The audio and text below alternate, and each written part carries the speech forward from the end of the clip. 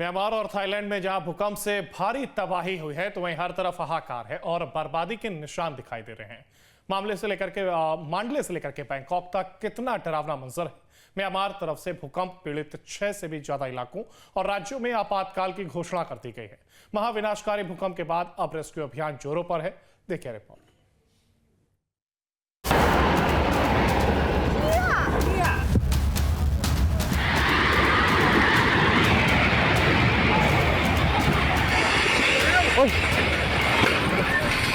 चौतरफा तबाही का मंजर।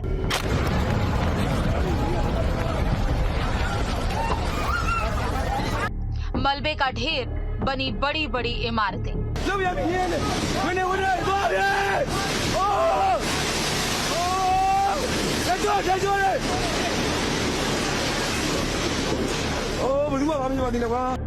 भूकंप की रोंगटे खड़ी करने वाली तस्वीरें। थाईलैंड की राजधानी बैंकॉक और म्यांमार की धरती शुक्रवार को भूकंप के झटकों से कांप उठी। देखते ही देखते कुछ ही पलों में आसमान छूती इमारतें ताश के पत्तों की तरह बिखर गई और उसके बाद का मंजर जिसने भी देखा वो दंग रह गया। कुदरत ने ऐसा रौद्र रूप दिखाया कि हजारों लोग काल के गाल में समा गए। म्यांमार में भूकंप कहर बनकर आया। हर तरफ हाहाकार मच गया। लोगों के सामने खुद को बचाए रखना बड़ी चुनौती बन गया। तबाही किस तरह आई उसका एक वीडियो देखिए। पलक झपकते ही एक इमारत ताश के पत्तों की तरह बिखर गई।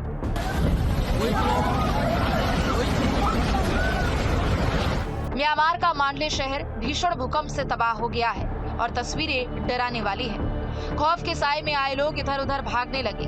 सड़कों पर हर तरफ लोगों की चीख पुकार सुनाई दे रही थी। लोग घरों से भाग रहे थे और खुद को बचाने की कोशिश करने लगे। आसपास गिरती इमारतें मुसीबत का सबब बन गई। 2 व्हीलर पर सवार कई लोगों का बैलेंस बिगड़ गया और वो बीच सड़क पर ही गिर गए। म्यांमार के मांडले का ये वीडियो ठीक उसी वक्त का है जब भूकंप के झटकों से पूरा शहर थर्रा रहा था।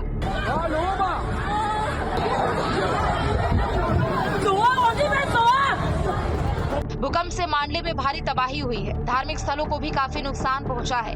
कई छोटी बड़ी इमारतें मलबे के ढेर में बदल चुकी हैं। हर तरफ बर्बादी और बेबसी नजर आ रही है।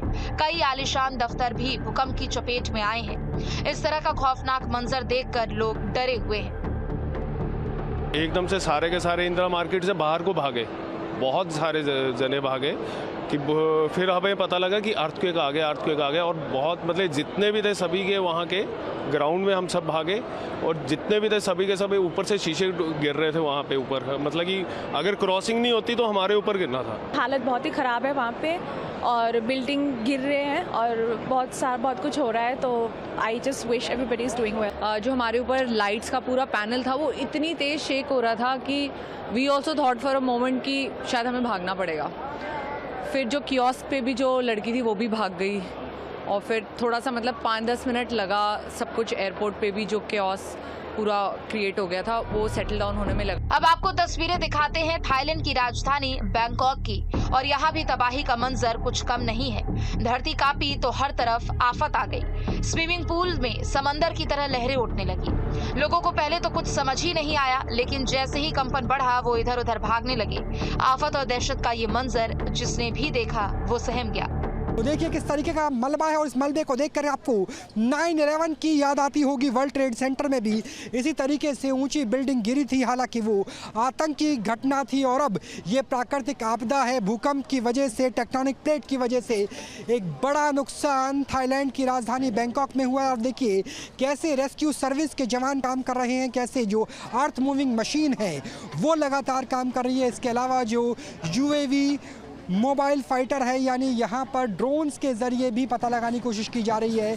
ऐसे रेडार और सेंसर का इस्तेमाल किया जा रहा है, खोजी कुत्तों का इस्तेमाल किया जा रहा है जिसके ज़रिए ये सुनिश्चित किया जा सके कि अगर कोई व्यक्ति कम से कम ऊपर के मालों में कोई जीवित हो सकता है तो उसे बचाया जा सके। समस्या सबसे ज़्यादा ये होती है कि यहाँ पर एक एक ब्रिक को, एक एक कंक्रीट के ब्लॉक को धीरे धीरे हटाना पड़ता है कि ऐसा ना हो कि उसकी वजह से ही कोई व्यक्ति नीचे दबा हुआ और उसकी मृत्यु हो जाए। तो अब थाईलैंड में राहत और बचाव कार्य जोरों से चल रहा है। कई लोग हताहत हैं और आशंका है कि मलबे के ढेर में कोई जिंदगी फंसी हो जिन्हें निकालने की हर मुमकिन कोशिश की जा रही है।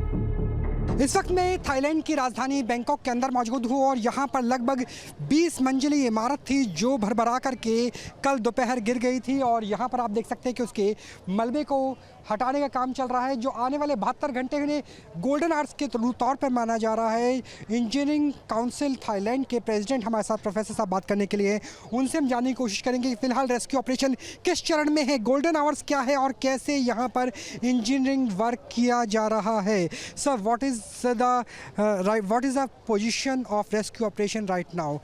How many peoples are still can be under this construction site? We don't have the exact number, but we heard that quite a lot of people right now they're trapped in the collapse. That is a very serious event. It never happened in Thailand before that 33-story building collapsed at the same time. So this is very serious. And even we are the Thai expert.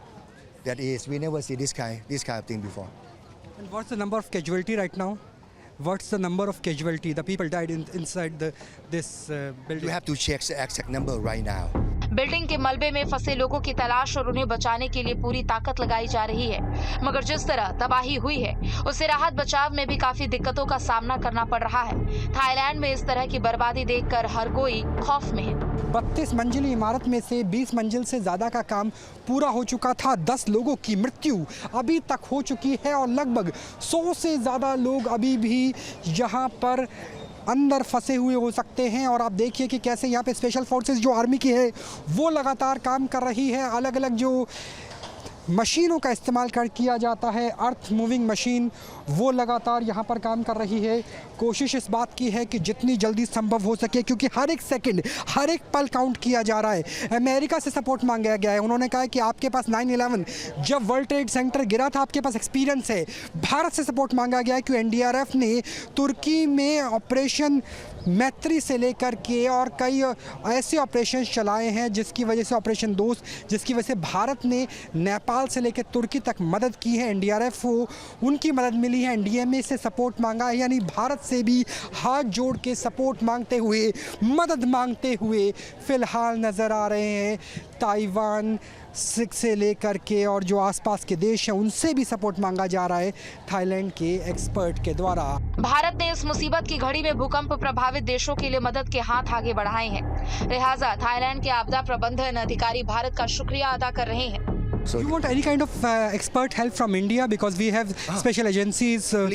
Please. I myself and Professor Pisit want to thank all Indian people, Indian engineer. You have a lot of expert. If you can provide the expert for the rescue mission, I think our Thai people very appreciate the support from Indian people.